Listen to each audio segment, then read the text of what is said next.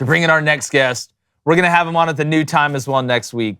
Fox, just walk outside and look around. I'm sure you're going to see him. He covers everything from basketball to football to Quidditch. If they had underwater basket weaving, he'd probably cover that too. Our good friend from the chateau that we all know and love, Tim Brando. Timmy B, good morning, my friend.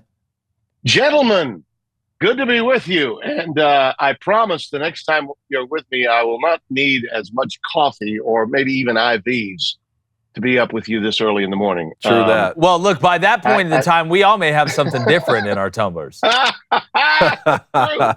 Yeah, you'll be getting off around cocktail hour, won't you? Yeah, listen, it's 5 o'clock somewhere, and I've been to Europe. Yeah. Believe me, they remind me about it every single week. But Timmy B, I want to ask you, I want to start, and this is your perspective on what I'm about to talk about is fascinating to me because you've gone through it. You've lived through it. And I understand that you want to divvy out the big games to the different networks that have deals, right? But I still am not a fan of, and I will scream from the mountaintop, playing the best games early, whether that be at 11, whether that be at noon. To me, 2:30 p.m. Central is the cutoff time for when the big game should play. Maybe that's me growing up watching CBS and the big SEC game coming on at 2:30. But if I'm going to eat a meal, I want you to bring me the appetizer before the entree. I don't want the entree and then the appetizer and then the dessert. Is that a world we could ever live in where that happens? Or is it just impossible because of the network associations and everybody trying to divvy out, hey, I want to make sure I get a big game at noon, or, we want to put a big game on at 11? There's no going back, Jake. And honestly, it's the company I work for that led the charge in this. I mean, that 3:30 Eastern, 2:30 window, which dominated for so many years. And I was very fortunate and still very grateful for being a part of it, CBS with Byrne and all the guys. And Spencer and I were in the studio. That was the dominant time period. It outrated even prime time games, no matter how big they were. But when Fox began with the noon agenda, and I give Michael Mulvihill all the credit, he's really the metrics guy, the analytics guy that came up with the concept of Big Noon Saturday, and took the biggest games that the Big Ten had to offer for the most part. Now, some were in the Big 12 because of the Central Time Zone, but most of them were Big Ten games. And no, it wasn't Michigan-Ohio State, because remember, Michigan-Ohio State and Oklahoma-Texas were always going to be played early. That was mandated, by the schools and by the city of Dallas, where the Cotton Bowl was played, where that game between OU and Texas is played. A little bit like Jacksonville, not going to play at night, for those of you in the SEC. But to make that a staple and to beat CBS, which it did, for the last 3 years, it's been the dominant window for ratings. So to people in the network area, eyeballs still matter, The people in television, the most viewers in the time slots that you're on, that are your prime slots. And look, Fox was a little later to get involved in this than either ABC, ESPN, or CBS. And that was the window that was available to them to take advantage of. So that's why they did what they did. So that means the biggest games that are on Fox are on early. And so what did you see? You saw ESPN and ABC counter after Fox had that marvelous first year with Big Noon. They attempted to put more of their bigger games in that time slot to try to compete. Now, you wouldn't know any of this if you saw what the college football playoff is doing, because they clearly weren't thinking about, the most viewers for all their games. Those quarterfinal games, are going to be going up. 3 of the 4 are going to be going up against NFL games. All right. So that's one of the reasons why I'm still shocked that ESPN doled out over $50 million per game and $1.2 billion overall. That is going to lose money. There's no way they can make money on that. And they're not going to have the viewership. But there was a time when the people involved, the rights holders, really wanted the viewers first, ratings first. And that really kind of went out the window in terms of what the rights holders wanted when we saw the SEC network created, the ACC network created. Listen, most people are not watching ACC network games. They aren't. but they're making more money with that than they were in the old days when Mike Jaminski and I were doing basketball in the ACC on Raycom. We had large, big affiliated stations with major networks, but even that ran out of time in 2019, and ESPN took control of it. So to the rights holder, what time the game is played doesn't seem to matter. Wow. They just want their money. Yeah. But to the people in network television, okay, the people in our business, it still matters. We want to get the most viewership we can possibly get. And it really carries on down to those games that you see after Big Noon, like the second game and the third game that Benetti and Brock and Spencer and I do. They want to position those games in the best possible position to get the most viewership they can. But they understand that we're going to be going up against either the SEC game in the afternoon or the primetime game where Herbie and Kirk are, generally speaking. But we hope to get the best possible matchup we can so we can get our portion of the audience. That's how this thing works. That's how it works. No, that makes sense. And obviously viewership leads to ads and, advertising enticements and things like that. It's just the rights holders don't care anymore. Okay, they used to care about how many people were watching their games. Now they just want the cheese. So the mindset of the rights holder has changed, but for the people in my business, it's still about getting ratings. Without a doubt. Tim, I want to switch gears. We've heard a little bit more out of this ACC lawsuit that's going on. You've had North Carolina trustees come out and, basically say, hey, yeah, we're in third place from a revenue standpoint, but that's like being the skinniest kid at fat camp right now. Yeah, it's cool you're the skinniest kid, but you're still at fat camp for a reason. There's like a big gap in between what the Big Ten, the SEC, and what, being in third place is on that sheet. When you look at the ACC, from what we've seen recently with the conference realignment, obviously the Pac-12, disappearing, faster than a croissant at that said fat camp. How much longer do you think the ACC has? Because it seems like all it takes is that one team to step through the door, or that one, judge to grant that ruling, and then it just all topples apart. Well, Jim Phillips is counting on that not happening, clearly. All right. And they are going to do everything in their power to slow this engine down. And the season can't kick off fast enough for the ACC. And I'll tell you why. I think that league is really going to be a lot better this year. I think it's going to be far improved. I think there are a number of teams in that league. I hope so. That are, I think that it will. But as we've said so many times, especially this time of year, okay, this is the time for the gnashing of teeth, the whining, the bitching, the moaning. The doomsayers are out. My God, what's happening to our sport, blah, blah, blah. And then when the game kicks off, man, it's about my team versus your team, our way of life versus theirs. And if the games are good, and let's say, for instance, Georgia Tech pulls off an upset in Dublin. Okay, what if that happens to Florida State? All right. Now, I'm not suggesting that Georgia Tech is suddenly going to be all that, but early season games are crazy. Wild things can happen. And what if they were able to pull off some sort of, that would cool the jets of a lot of people in Florida State. And now they just have to start, concerning themselves with winning in the league that they're in. And I think what Phillips is trying to suggest now is, hey, you better be happy that you're, as they say, still in the mix, because some of these people are dangling participles in college football. At least you have a home. And the ACC is still part of the so-called Power Four. Yeah. And that should matter to you. All of that will make a lot more sense once, the leaves begin to turn and games are being played. But you're right. It's going to come down to it. Now, this could all be null and void if somebody says, you know what, this is not legal. Okay. This is no longer binding.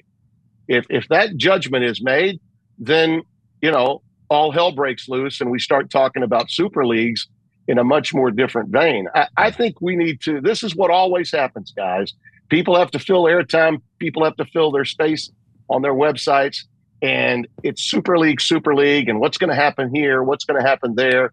And then all of a sudden you look up, and I go back to scheduling again. I think the NFL does a great job of whetting the appetite of everyone when they announce these schedules so quickly. It dominates, and and presents a positive influx to their properties, to their product. College football should do the same damn thing. There are some areas where college football can really learn and profit from watching how the NFL does it. I mean, who would have ever, planned one of those games on campus? First out, Stuart Mandel wrote about this last night on X, and I was like, Stu, this is exactly why the solid college football playoff should have been doled out to multiple networks. If you had, for example, forget my network. Let's just say NBC and CBS are involved with ESPN, not Fox, but somebody else. You think they would have coordinated it so the massive audience for those games between, 5 versus 12, 6 versus 11, 7, 10, and 8 and 9 would have been there? Hell yeah, it would have been there. Now those games are lost. Those are 3 out of 4 games when the playoffs began on campuses. Historic, really. You can't compete with the NFL. And by the way, if you added up what it costs for those networks to get those NFL games on, December the 13th? I think that's the date. Those games are costing those networks about $20 million less per game. Wow. Than ESPN is paying out for the 4 games that they have, that 3 of the 4 most people will not watch. No, I agree with that 100%. And another thing, David, why any team not named Notre Dame plays in Ireland? It's like playing a game in France and not sending LSU. Hey, let's play one in Ireland. Let's send Georgia Tech and Florida State. Notre Dame needs to play in Ireland. Again, if we played in France, LSU should be sent over there to play. I don't understand what we're doing. Would you stop making so much sense? I know. I'm just going to complain all today. It's 2024. Speaking about 2024, Tim Brando, Caitlin Clark made her professional debut this week in the WNBA. 20 points, 10 turnovers. The cheapest ticket at that game was over $100. I think I saw it was the most watched WNBA game possibly. 2.2 million. 2001 maybe? Yeah. Something like that. Yeah. But then you had some other WNBA players across the league who say her popularity is only because of her skin color, only because she's white, which I did a Get Off My Lawn segment on this yesterday. You've been a proponent of women's college basketball for a long time. We've been talking about Caitlin Clark for several years with you. Is she a generational talent? Are we witnessing someone truly great at their sport who's going to transcend women's basketball at the professional level? Or is she just having a moment because she averaged 38 points per game in the NCAA tournament that just happened to be a couple weeks ago? Well, listen, it is a transition, and the game does move faster. The clock is quicker. You got to make up your mind sooner, and I think that probably led to a number of those turnovers. And by the way, if you're a great player, you're great because what? In many cases, you take risks. Some of those long bounce passes to cutters in the lane are going to be defended a little more readily by somebody a lot quicker. And those players at that level are the best of the best, and she'll figure that out. But part of this, especially the media that's making a big deal out of it, I think is brought on by so many of the older players, many of whom don't like her lifestyle, because they live alternative lifestyles, and they're pissed. They think, you know what, you should have been.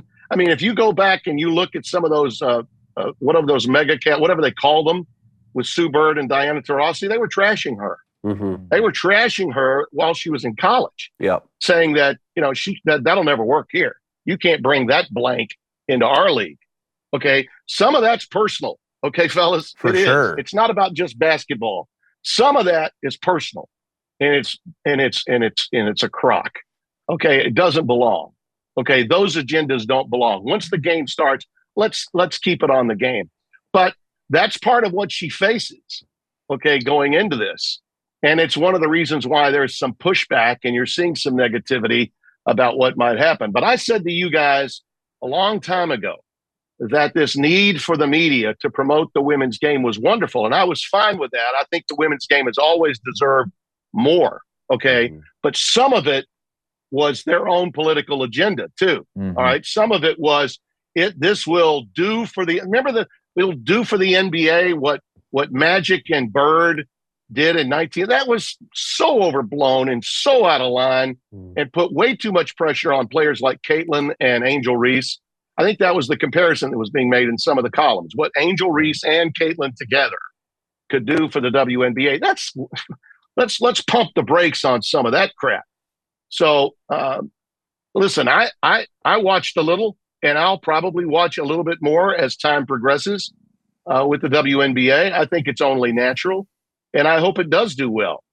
But some of these mad comparisons to, let's face it, the NBA was, even though it was in trouble in the 70s and they were playing their championship series, unless it was on a weekend at 10:30 at night on tape delay on CBS. I'm old enough to remember that.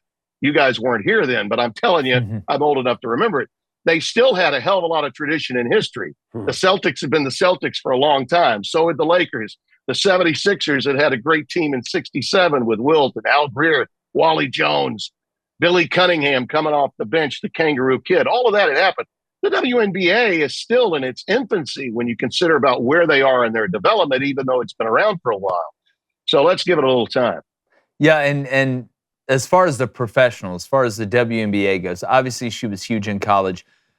Holler at me 3 months from now. Like, I want to see, is this a Jeremy Lynn situation where it's hot for a little bit, big story, and then it's like, all right, well, then I walked outside and moved on with my life. Or is this something that can keep going on? I've just never seen an entity beg for exposure, be blessed with that exposure, and then try and tear down the thing that is giving them the exposure the most. Well, like I said yesterday, like, men are unbelievable. You don't see this in men's sports. Like, they got a guy that's the generational guy. You're not going to have other guys out there trashing them. They may trash them on the court, but at the end of the day, nobody in the NBA is sitting there in an interview like, no, Ja Morant sucks. Like, nobody was saying, no other guy was saying that. Yeah. Like, it just, I don't know. It's a very kind of niche and cornered situation. It's a cultural thing. It's just a cultural thing. Where our culture is today versus where it was before. Just like the Harrison Butker thing. All right. What do you think about that, Timmy? What are your thoughts on that? I think it's listen, I am not going to apologize for being a proud father in a nuclear family. Yeah. Okay? Wow. Yeah. I am not going to apologize for that. I know what my wife of 40, soon to be 46 years means to me. And I know her job is a hell of a lot tougher than mine. All right. I view and have viewed our relationship as I'm the monkey and she's the organ grinder. Okay. Yeah. I go out and do what has to be done. I work like as much as I can. I'm having fun working. By the way, one of the reasons I think my business is filled with guys that have been married multiple times is because that organ grinder got really tired and lonely and didn't know what she was getting into, but mine did. And she stayed steadfast in raising our two beautiful daughters.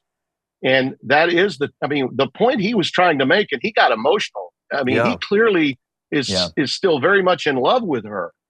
And so he's making a point that, not that there's anything wrong with women going after the gusto and going for the gold medal and getting all that they want. And by the way, I don't know how many women in our business I've tried to help and pour into along the way, but I can tell you it's quite a few. Maybe not as many as men, but you know what? In recent years, quite a few. So I'm all for women being successful professionally in no matter what business they choose to go into. But for him to be crucified the way he was for simply, I think, exposing what was, in my mind, true love, and also giving credit to having a homemaker mom. My wife grew up wanting to be just like her mother. Okay. And baby boomer women, some of them still did that. Now, that generation also was the beginning of the women's lib movement. So that was going on around my wife. But it was never anything that interested her. Okay, it didn't capture her. So I'm happy that she felt that way, because it enabled me to go about doing what I needed to do, and I needed her inner strength, and I needed the foundation that she set at home to be successful. Maybe Harrison felt the same way. Yeah, about what he was looking for in a life partner. That doesn't mean that's the only way of doing it. It just means that's what he needed, he wanted, and he's so grateful for having had. Why should he be ripped for doing that and saying that to a number of young people who are graduating? I thought it was very personal. I thought it was heartwarming, and but the pushback, while typical, is still very much out of line and underhanded. And as I said before, I don't give a damn what anybody says to me about the nuclear family, but I'm proud of mine. For sure. And that's so well put. Well, we live in a society that says, listen to me, take my beliefs seriously. Now shut up and believe something else. Well, and not only that, but society's off the rails when you have a guy in Harrison Butker choking up because he's talking about how much he loves his wife and how her job is harder than his. And the response is he's a misogynist? Yeah. What? Yeah. It's just amazing. Yeah, it's a mirror for stupidity without any structure being there to look at. We appreciate that wisdom and insight. Yes, Timmy B, one of the best. Love having you on. Going to have you next week for our new time in the afternoon. We're really excited. We appreciate you getting up with us. Can't wait to watch you this fall. Let's just transform the football season. Let's just do it. Let's just go. I can't wait. Regardless, I don't care if they play at 6 a.m, Timmy B. I'm going to be watching. And in the game in Ireland, that's probably how it's going to be. But man, we really, really appreciate you. You know, we love you, brother, and we appreciate you coming on. Yeah. Hey, by the way, the PGA begins today. You got Scheffler? Rory McIlroy. You got Scheffler? I'm going Rory. I think he's hot. He's not only won over Charlotte recently by winning. What was it for? Like the upteenth time, maybe his fourth. I think that course, Quail Hollow, is as tough a course to get ready for a major. Hell, it's going to have the PGA next year as any. So I think Rory, and by the way, he won over New Orleans by going there, and winning that tournament, the Zurich. But I hope that we see another Koepka, another Liv versus PGA moment. That would be fun, wouldn't it? Heroes and villains, they make the movies go. Absolutely. Yeah, I'm looking forward to that, and I'm going to play a little golf to warm up for it today. There you go, Timmy B. Well, hit him straight, man. You got that smooth lefty swing down there in the chateau. We appreciate you, my friend. Thank you. Give my best to Blaine. Take care of yourself. Always. Yeah. Tim Brando, absolute legend, Hall of Famer, needs no introduction or outro. Y'all know what time it is. Hey, what's up, YouTube? Do us a favor. If you haven't already, hit that subscribe button. All right? Thanks. We appreciate you. L stands for love. We all know that.